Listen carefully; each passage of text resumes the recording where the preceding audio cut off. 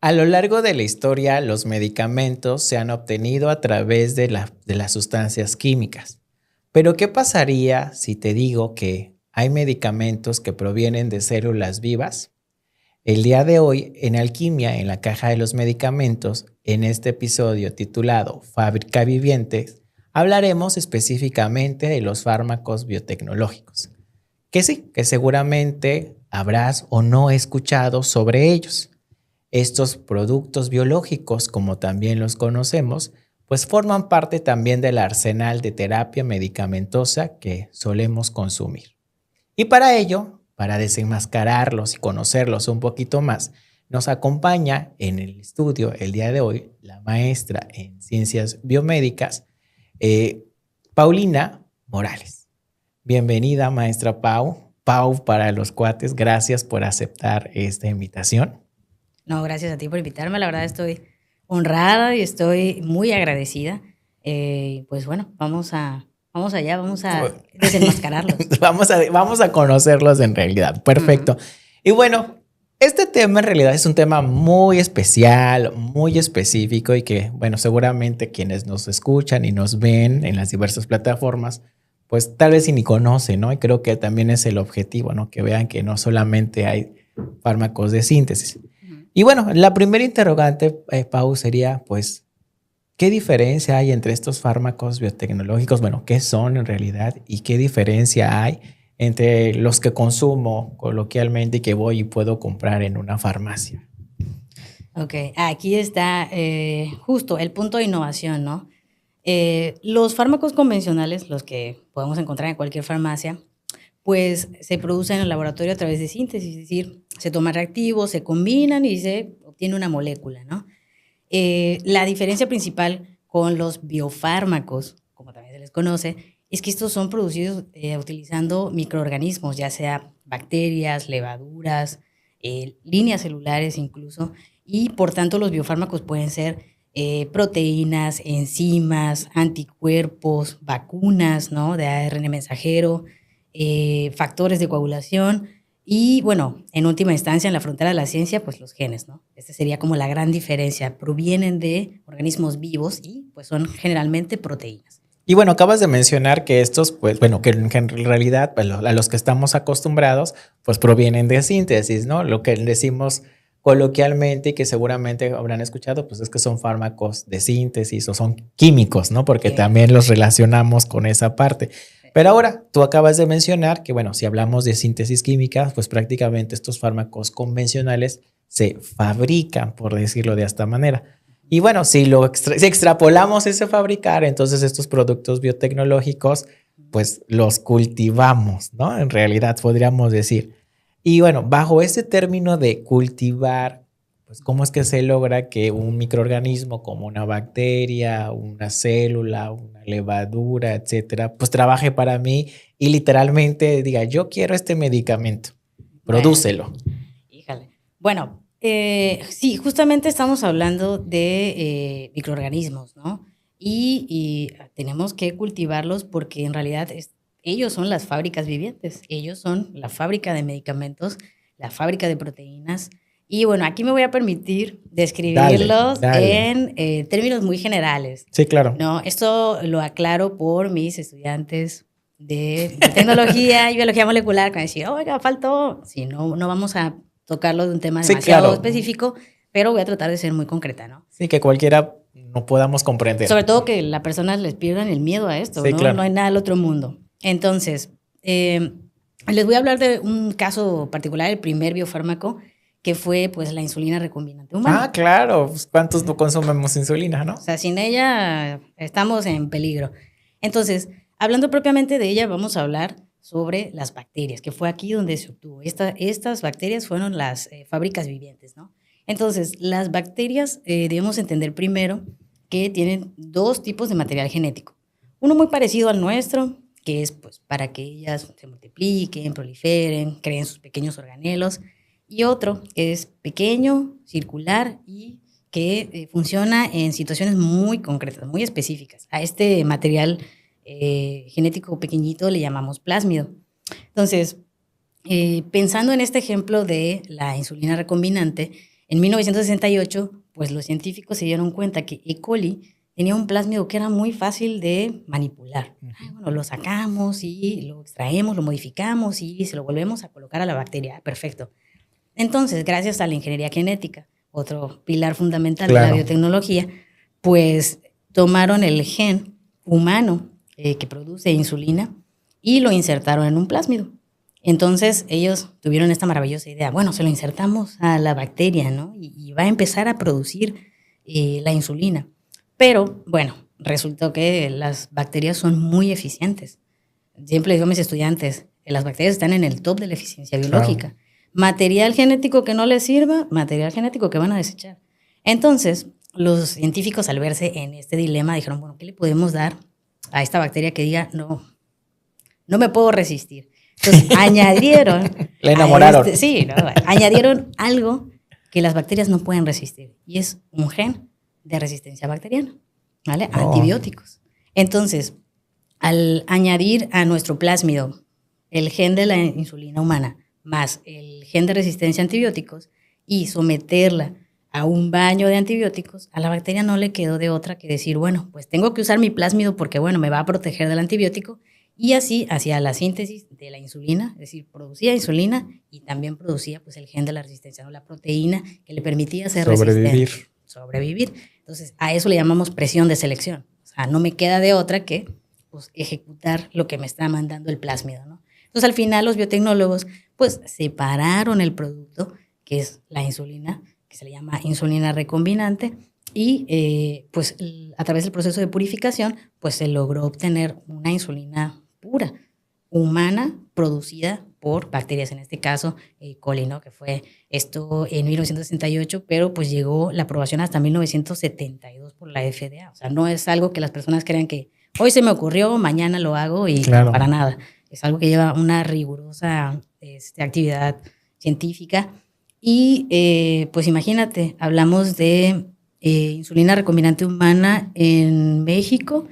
De 460 a 920,000 personas viven con diabetes de tipo 1. Entonces, para ellos es vital, fundamental. No pueden estar sin ella, ¿no? Entonces, ese es uno de los ejemplos, y es así como logramos que las bacterias, y no solo las bacterias, este ejemplo apenas fue la punta de lanza para empezar a manipular al resto de organismos. Digo, sobre todo, bueno, esa parte es súper interesante, ¿no? Digo, los que estamos como más empapaditos de esta área, pues sabemos que son procesos que ya la puse la bacteria y dale, ¿no? O sea, no va a salir así.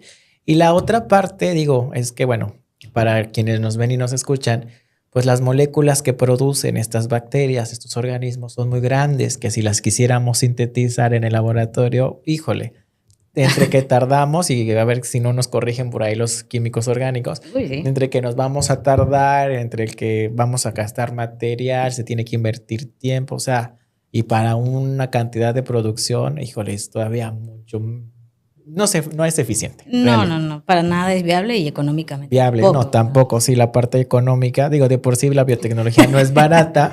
Pero súmale que si se fuera por síntesis, pues yo creo que a peor, ¿no? Igual y ahí si alguien sería nos comparte. Totalmente inalcanzable. Sí, no, y aparte imagínate estas personas que requieren tan solo insulina. Ay, no. Las veríamos partir. Sí, sería complicado, ¿no?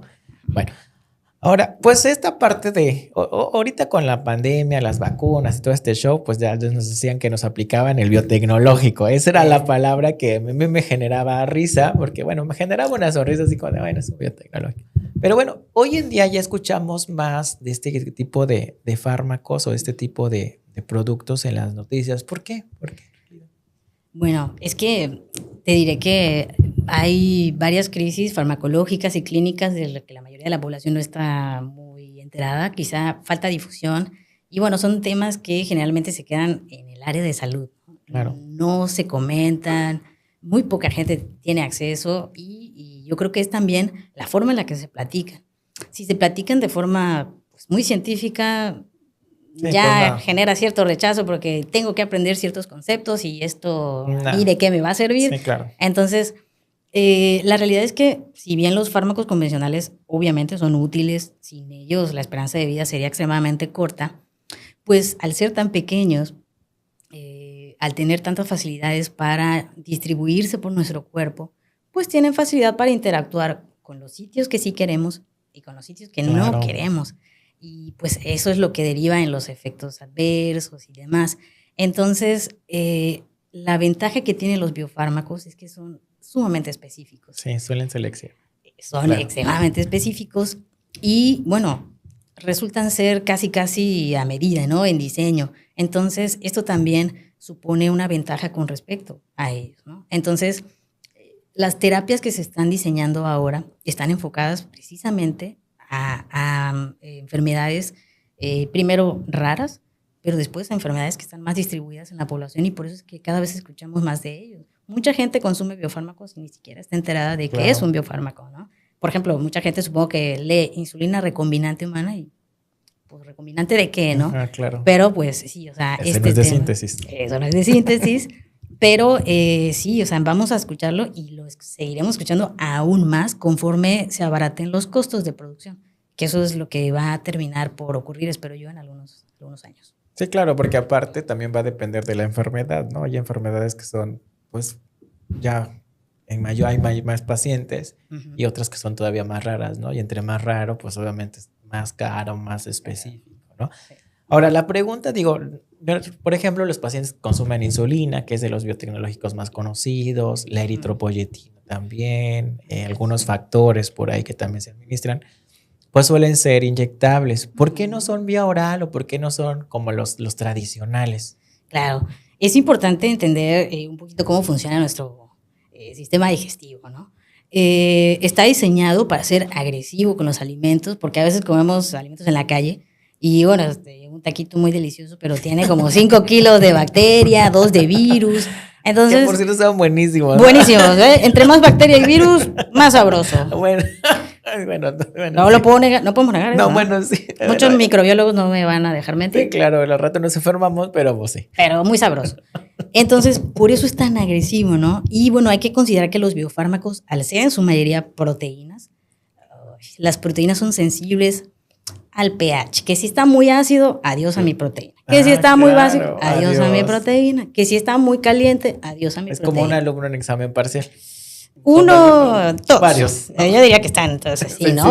Tensos. Entonces, el hecho de someterlo a todo el tracto digestivo, pues descompondría, ¿no? Nuestras proteínas, nuestro biofármaco, y terminaría por perder eficacia, ¿no? Entonces, lo ideal siempre es como, bueno, que llegue directo al torrente sanguíneo y en algún punto encontrará esa diana, ¿no? Ese sitio específico a donde tiene que ir y sin correr el riesgo de descomponerse en el camino. No, ahora imagínate, si me lo llegara a tomar oral, la cantidad de dinero que perdí, porque aparte primero no son baratos y bueno, la terapia, pues como tú mencionas, no va a llegar a la diana para la cual pues está lo establecido. Así es. Ahora, otro punto, digo, en el mercado convencional, pues tú y yo sabemos que existen medicamentos de marca, patente, genéricos, que son los que reconoce la legislación. Nosotros no los vamos a mencionar, pero ya ustedes se imaginarán cuáles. Ya sabemos de quién hablamos. En el ámbito de los biotecnológicos, ¿también tenemos genéricos o todos son completamente marca, patente? Pues, ¿O qué tan difícil sería copiarlos en el caso de que no hubiera?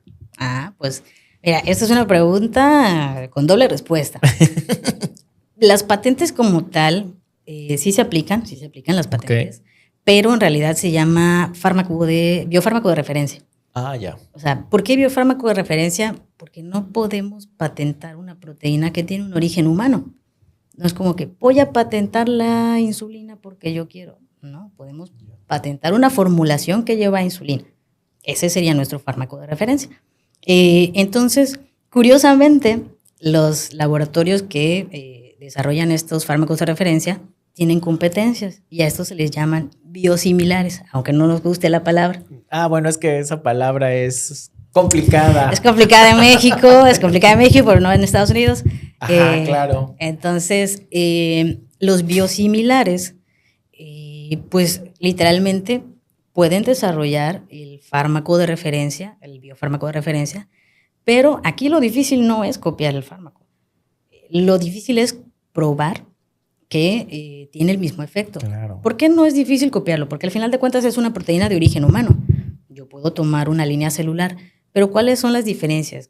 Como el laboratorio original Por ejemplo, lo desarrolla en una línea celular específica, utiliza ciertos nutrientes, ciertas condiciones para que crezcan. Entonces, la proteína o el biofármaco sale con una forma y unas condiciones concretas. Entonces, cuando un laboratorio pretende hacer un biosimilar, lo siento por la palabra, pues... Que no lo venden en esos lugares. Que no lo venden en Estados Unidos, insisto. Cuando pretende hacer un biosimilar, debe comprobar que a pesar de no usar la misma línea celular y a pesar de usar procesos distintos en la fabricación, no altera las estructuras fundamentales que permiten que tenga un efecto, ¿vale? Entonces, prácticamente lo difícil no es copiarlo, sino comprobar que aún con esas ligeras diferencias que son introducidas, porque pues a lo mejor el laboratorio original usó, yo qué sé, bacteria A, y el laboratorio que quiere hacer el biosimilar, bacteria C, pues si bien no van a ser exactamente idénticas, van a tener el mismo efecto. Y pues debe comprobar que a pesar de esas pequeñas diferencias, pues tiene el mismo mecanismo de acción, la misma farmacocinética, es decir, con la misma dosis obtengo el mismo efecto, lo elimino en el mismo tiempo, claro, y no genero reacciones, no tanto adversas, sino alérgicas. ¿No? Claro, entonces, porque aquí ya no habla, bueno, aunque las reacciones alérgicas se consideran reacciones adversas, pero efectivamente ya sí es más específico. Muy, muy concreta, ¿no? Entonces, te digo, o sea, pasan años, ellos lo que más gastan en realidad, o sea, los que tratan de hacer biosimilares, en lo que más gastan es comprobando que sí funciona exactamente igual, ¿no? Tanto en generarlo porque como pues se ahorran todo el proceso de investigación, usan procesos que ya han sido optimizados en el tiempo, es como que, pues mira, yo la produje mucho más fácil y más rápido, pero tengo que probar que sí funciona exactamente igual, ¿no? Esa es la dificultad. Claro, y sobre todo porque los organismos tienen que estar también en ambientes controlados. O sea, cambios en los ambientes también puede modificar lo que tú nos comentaste al principio, ¿no? Que pueda producir otra cosa con cambios más severos, ¿no? Sí, incluso, claro. Imagínate, como todos, vemos el cambio en un aminoácido, una pequeña parte de una proteína y adiós. Sí, no, puede ser que ya ni funcione incluso, ¿no? O que sea tan mutante, no como la de los X-Men, ¿verdad? Pero que sea mutante.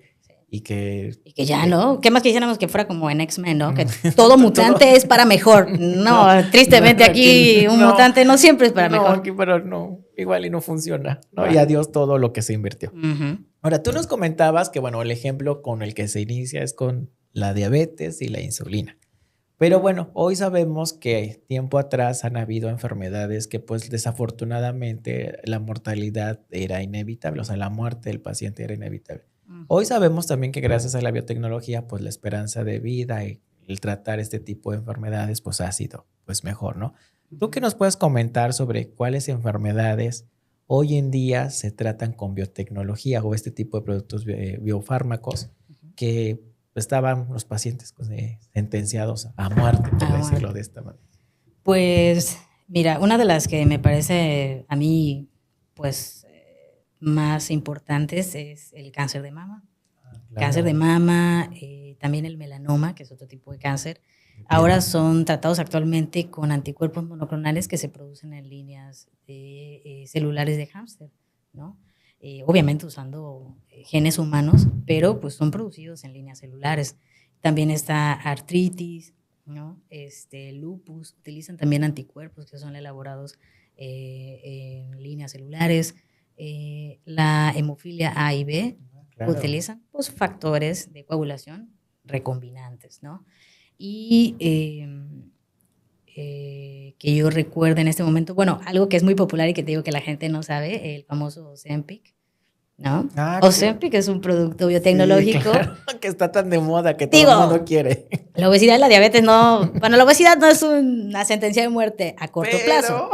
Pero te lleva a la muerte, sí, ¿no? Sí, claro, si no se controla y se trata, pues claro. Evidentemente, ¿no? Entonces, pues es una de las más populares y no descarto, bueno, ya en la frontera de la ciencia, lo que siempre digo, pues los genes. Los genes van a ser la terapia del futuro. Sí, de hecho, bueno, más adelante vamos a platicar un poquito de ellos, pero la tendencia también es algo así, ¿no? Algo ahí. Bueno, ahora, ¿tú crees o tú qué nos puedes comentar de si realmente la biotecnología nos está acercando a una medicina personalizada? Pues mira, justamente siempre, medicina personalizada ha sido como que el objetivo, biotecnología, de ingeniería genética, yo creo que de farmacología, farmacogenética y farmacogenómica. Estaba haciendo un poco de investigación, mi research, para venir aquí a platicar contigo.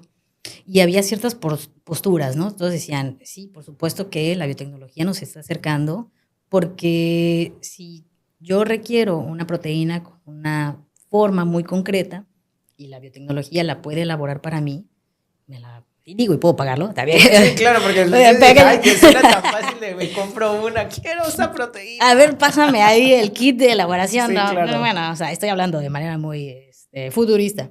En el futuro, este diseño puede hacerse, ¿no? A medida de lo que requiera el paciente. Sin embargo, había unas posturas muy interesantes que decían que iba a ser imposible o inviable económicamente individualizarlo, ¿no? Yo creo que estas son, a lo mejor las personas lo ven desde un punto de vista económico en este momento. Sí, claro, si lo vemos así es caro. En este momento es absolutamente inviable decir, ay, pues mira, a él le falta esto, este pequeño detalle, ajustaselo a eso. Sería algo demasiado costoso. Pero yo no descarto, de verdad. Espero estar viva para cuando la terapia llegue a eso. O sea, yo quiero estar viva, aunque sea para verlo. Ya tal vez para usarlo no, pero aunque sea para verlo. Mira, ya curaron a esta persona. Eso me daría te vas a acordar de este podcast. Yo lo dije. Yo dije que iba a suceder en el episodio. Ahí lo dije, ¿no? Entonces, a mí me daría mucho gusto, evidentemente, porque pues yo siempre digo a mis estudiantes la importancia que tiene la biotecnología y la biología molecular. Yo, chicos, de verdad, este es el trabajo del futuro, ¿no? Sí, claro. Así que... Luego ni nos gusta. Pero no les gusta. Se lo pierden. Se lo pierden. Ahora, todos estos medicamentos, digo, si yo me tomo, no sé, un analgésico, pues puede que me dé algún malestar, ¿no? Lo más común de los analgésicos, pues es que me dé un problema de gastritis, ¿no? Si bien me va. No, si bien me va. En el mismo. Ahora, ¿es el mismo caso para este tipo de medicamentos, este tipo de biofármacos? Es decir, ¿pueden presentar efectos adversos o son menores o suelen ser graves? ¿O cuáles son los más comunes incluso? Pues mira, te diré que la gente luego, o sea, por desconocimiento, se cree que como pues provienen de organismos vivos, o sea, tienen más, pero no se trata de si son más efectos o menos efectos, sino qué tipo de efectos adversos. Evidentemente, como mencioné hace rato, los fármacos convencionales pues son pequeñitos, llegan a muchos lugares donde queremos y donde no queremos. Claro. Pero los biofármacos, al ser muy específicos, la verdad es que tienen una tasa muy baja de efectos adversos. Te podría decir que el más frecuente, el que está reportado en realidad, pues son reacciones alérgicas. Claro. ¿Por qué? Pues porque son producidos evidentemente en organismos vivos, ¿no? Entonces, alguna partecita de ese organismo vivo está pues intrínsecamente unida a nuestro fármaco, es decir, no se puede ya desvincular de ella. Pues si él la produjo, por ejemplo, una levadura la produjo, hay personas, porque no es para todos, hay personas que son susceptibles a algunos residuos y evidentemente pues, les va a generar reacciones alérgicas que pueden ir de leves a moderadas. No se han reportado casos de muerte por personas expuestas a ello. Letales ni esas cosas. No hay letalidad. Sin embargo, hay que considerar, bueno, ¿cómo se llama? La existencia y la presencia y que, pues, como en todo tipo de consumo de medicamentos, pues hay riesgos, ¿no? Pero pues que son también parte de la persona. Ya no puedes tú decir, a lo mejor a mí no me hizo nada, pero a otra persona puede que le dé una pequeña reacción alérgica, a otra puede que le dé un poco más, un rash. Eso es independiente, ¿no?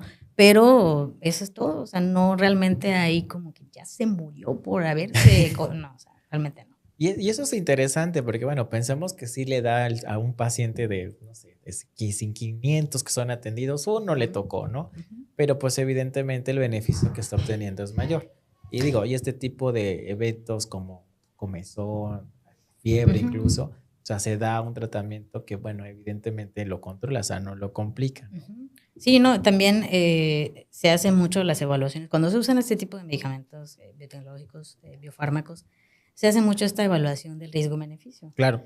Porque la mayoría de ellos es, si bien casi inocuo, el paciente, el estado general del paciente se evalúa mucho previamente a dárselo. Si el paciente está realmente preparado, veremos que la probabilidad de que se presente una reacción adversa pues es menor, ¿no? Ahí ya es un trabajo conjunto del médico, un buen análisis del estado general del paciente y bueno, que esté muy informado sobre cómo debe utilizarse el medicamento para que pueda explicarle al paciente y evitar cualquier tipo de reacción adversa, si es que es posible evitarlo y si la persona es susceptible, aunque se le den las mejores indicaciones, pues no va a ocurrir, sí, claro, ¿no? Ya no. Es una cuestión. Sí, sobre todo si son pacientes que suelen tener alergias y demás. Alergias, sí. Pues la realidad es que personas... hay que evaluar realmente con mucho ahínco y mucha profundidad si realmente lo necesita, ¿no? O si hay alguna otra alternativa para ellos. Sí, claro. ¿Por qué son tan caros? Porque, o sea, no es como que yo vaya a la farmacia a comprarme un biotecnológico, pero son muy caros porque sobre todo en las instituciones de salud es donde se brindan este tipo de medicamentos. Bueno, pues estamos hablando de organismos vivos, es decir, requieren condiciones de crecimiento, requieren nutrientes, ya no hablemos nada más de eso, sino medios de cultivo específicos. Claro. Aparte, cuando se hace en pequeña escala, es caro. Ahora imagínate en bioreactores, que es como se llaman los tanques de producción. Entonces, como son organismos vivos, pues tienen que alimentarse, deben estar a temperaturas, ¿no? Ajá, su microambiente muy concreto, que estén a gustito para que trabajen para nosotros, ¿no? Me encanta, llegamos hasta las bacterias. Pues, ¿qué es lo que hay? Entonces, todo esto va encareciendo los costos, ¿no? Oye, pues que resulta que para que la produzca exactamente como queremos, necesita tal cantidad de esto. Pero pues es que cuesta tanto. Pero pues vale la pena, ¿no? Si vamos a obtener un producto que va a salvar la vida de personas, yo creo que al final de cuentas todo está en que con el tiempo pues que se vayan optimizando, disminuyan los costos y pues sean más accesibles para las personas. No dudo que esto va a llegar a ocurrir, por supuesto. Claro, sí, claro. Y también digo, no quisiéramos, pero entre más pacientes pues también hay mayor demanda, pues obviamente sí, este tipo de cosas llega a ocurrir. Ahora, comentaste algo en principio sobre los genes, ¿no? Y bueno, esta parte que, bueno... Mi parte sí, tu parte favorita, yo lo sé, pero también la parte en la que, bueno, se relaciona con esta parte de la biotecnología farmacéutica, ¿no? Uh-huh. En tu experiencia, en lo que has leído, ¿podríamos algún día editar? Digo, suena muy ambiciosa la pregunta. ¿Podríamos algún día editar nuestros genes, que son prácticamente lo que somos, lo que tenemos y demás de nuestro cuerpecito, para poder dejar de producir enfermedades? Pues... Sí, tu cara me dijo todo. No, mira, es que estoy tratando de no emocionarme demasiado. No, emocionate. Es que yo soy una ñoña, lo digo abiertamente, soy una ñoña. Sí, soy una ñoña. Mira, la era de la biotecnología está aquí, la era de la genómica está aquí. Entonces, la edición ya se está haciendo. Claro. Es algo que, digo, comparto siempre con mis estudiantes y ellos no me dejarán mentir. Ya tenemos un sistema de edición genética que se llama CRISPR-Cas9. Bueno, es de los... Claro. Entonces, mira, que ya se haga a nivel experimental, por supuesto. Estamos a, diría yo que pocas décadas, de no a la carta, porque es importante que las personas tengan en cuenta esto. No se trata de editar los genes que para cambiarte la estatura y el color. Claro. No. Se trata de, pues, brindar calidad de vida, ¿no? Tratar de salvaguardar la vida, la salud, sobre todo. Entonces, digo, con este sistema de edición genética, pues evidentemente ya se hace de manera experimental, se está probando, se ha probado con éxito. Entonces, sí, en unas cuantas décadas veremos esta edición genética, quizá no a la carta, pero sí para eliminar las enfermedades quizá más problemáticas de nuestra población. Sí, de mayor incidencia epidemiológica, ¿no? Así es. Y bueno, y esta parte es la que se relaciona con la de terapia génica, ¿no? Que es a lo que ya hablamos, ya netamente como hacia esa parte, ¿no? De la terapia génica. Ahora, ¿tú qué sabes de la terapia génica hoy en nuestros días, ¿no? ¿Existe algún avance que recuerdes que sea así de impacto, que nos puedas compartir? Bueno, pues te voy a compartir chisme. El avance que más, ¿cómo se llama? El avance que más me enorgullece, la verdad es que Es uno de los que más comparto y me enorgullece como mujer porque ha valido el Premio Nobel de Química 2020 a dos mujeres, a Jennifer Doudna, una americana, y a Emmanuelle Carpentier, una francesa. Ellas fueron las que desarrollaron el sistema de CRISPR-Cas9 o CRISPR-Cas9 para editar genes en humanos y el año pasado, en 2025, se logró curar exitosamente a un niño. Un niño de Filadelfia tiene una enfermedad de estas ultra raras que aparece cada 1.3 millones de nacimientos. Wow, o sea, es una cosa muy bárbara y muy rara, sí. ¿no? Entonces, en 6 meses se desarrolló una terapia génica específica para él.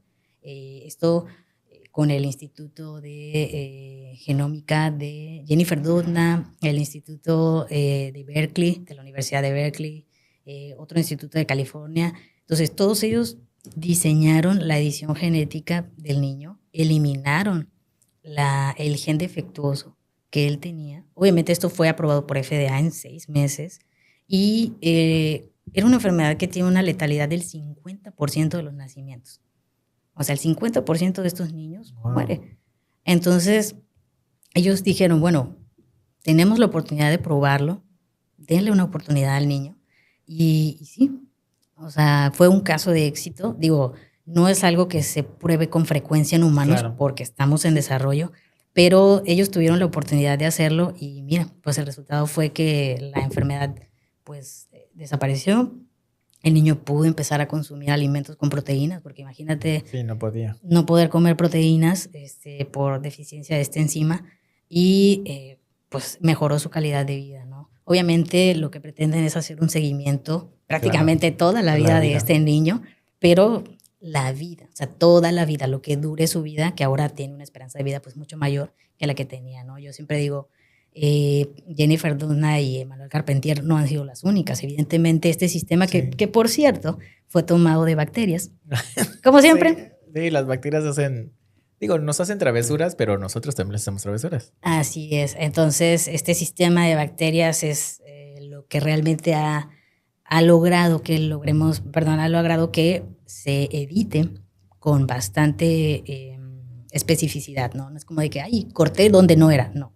Corté lo que quería e inserté lo que necesito, ¿no? Y es corta y pega, ¿no? O sea, quienes costuran y demás, quienes son diseñadores, estilistas y demás, se saben que cortar y pegar es crear algo nuevo, ¿no? Algo así funciona.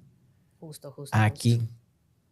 Y bueno, Pau, ¿algún mensaje que le quieras dar a las personas que tienen miedo o que todavía están en reservas de usar este tipo de productos? Pues, mira, ya que estoy, obviamente es natural que tengamos miedo a lo desconocido, ¿no?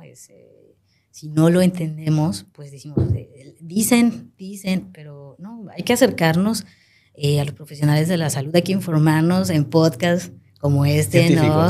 Podcasts que nos acerquen a la ciencia de una manera amigable, que traten de mostrarnos que la ciencia no está peleada con la vida en general, sino nos permite vivir.